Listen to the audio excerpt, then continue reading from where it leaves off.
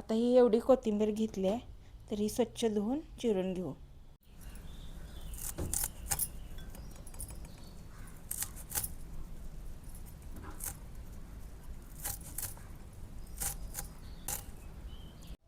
एवढ्या लसणाच्या पाकळ्या घेतलेल्या आहेत, त्याला आपण बारीक करून घेऊ.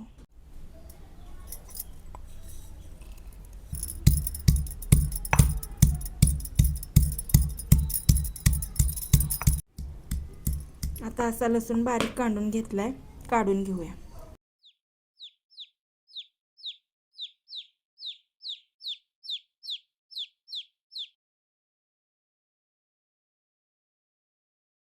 नमस्कार मंडळी, स्वागत आहे तुमचं आपल्या व्हिडिओमध्ये.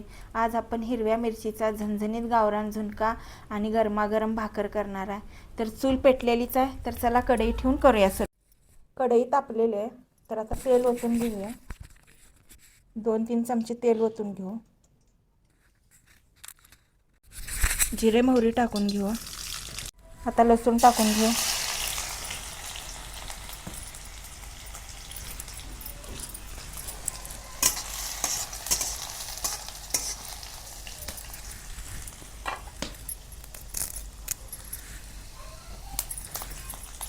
कढीपत्ता टाकलेला आहे. आता आपण हिरवी मिरची टाकू.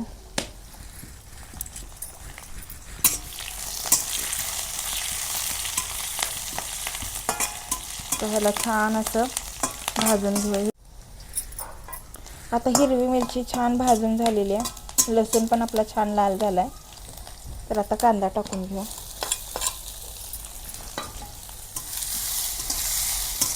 कांदा छान बारीक चिरून घ्यायचा आणि लालसर होईपर्यंत भाजायचा कांदा. तर कांदा आपला कसा छान लालसर भाजलाय बघा. असा लालसर भाजला तरच त्या झुणक्याला छान चव येते, नाहीतर नाही. आता ह्यामध्ये आपण हळद टाकून घेऊ. तेलात हळद टाकायची. जरासा अर्धा चमचा हळद टाकलेले, तर असं भाजून घेऊया. आणि आता ह्यामध्ये आपण पाणी ओतून घेऊया. 1 वाटी बेसन घेतले, त्यामुळे आपण 1 वाटी पाणी घ्यायचं. आता पाणी ओतून घेऊ आपण.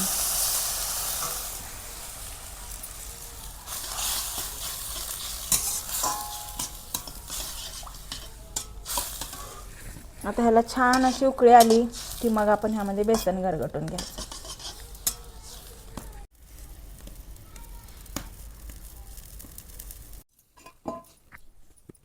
जरा मीठ टाकून घेऊ आपण ह्यामध्ये आता चवीपुरता, आणि थोडी कोथिंबीर टाकून घेऊ. नंतर आणि थोडी टाकून घ्यायचं कोथिंबीर.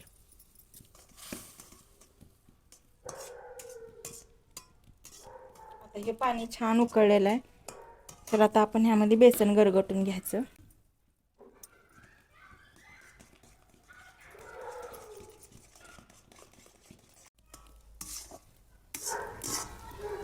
असं छान हलवून घ्यायचं आपण एकसारखं, म्हणजे गुठळ्या होत नाहीत बेसनच्या. पाण्याचं प्रमाण अगदी बरोबर आहे. 1 वाटी बेसनला 1 वाटी पाणी बरोबर घ्यायचं. कमी वाटलंच तर नंतर जरासं पाण्याचा शितोडा मारायचा. कसा छान झुणका झालाय बघा आपला असा. आता थोड्या वेळ झाकून ठेवायचं, आपणच छान वाफतंय ते झुणका.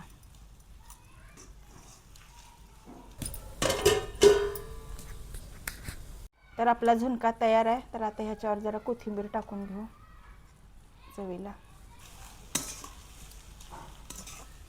तर आता आपला तयार आहे गावरान झुणका. तर आपण आता भाकरी करून घेऊया.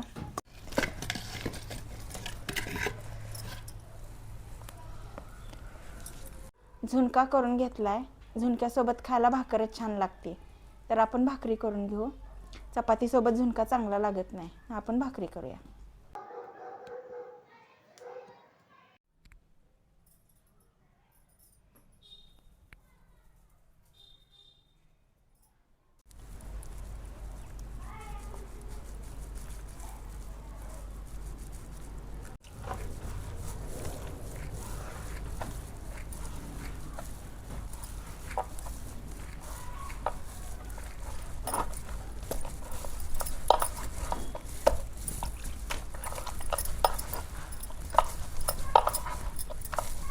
छान मळून घेतलं तर भाकर छान मऊ लुसलुशीत होते बघा.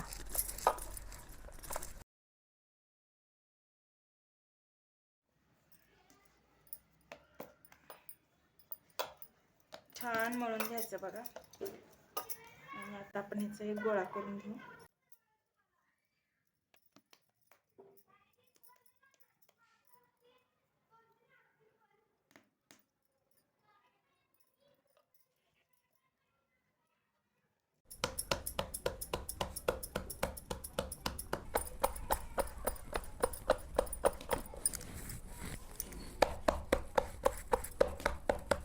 तवा छान तापलाय बघा. आता भाकर घालून घेऊ याच्यावर.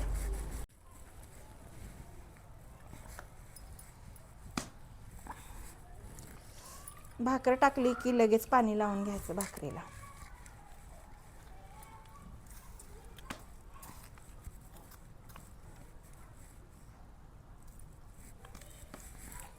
आणि ह्याच्यावरचं पाणी सुकलं की भाकर पलटी करायची. जास्त वेळ कोरडी करायची नाही भाकर, नाही तर मग भाकर चांगली भाजत नाही खालनं.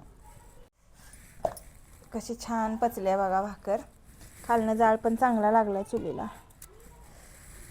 भाकरीच्या आपण लावलेलं पाणी जे असते ते पूर्ण सुकल्याशिवाय भाकर पलटी करायची नाही.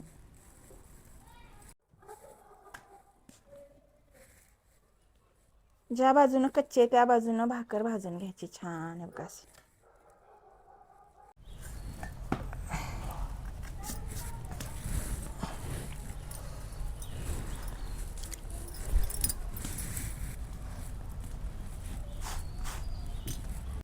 आता हे आपण मिरचीचं लोणचं घेतलंय. जरा तळून घेऊ ह्याला भाजून छान, म्हणजे भाकरीसोबत खायला चांगलं लागते.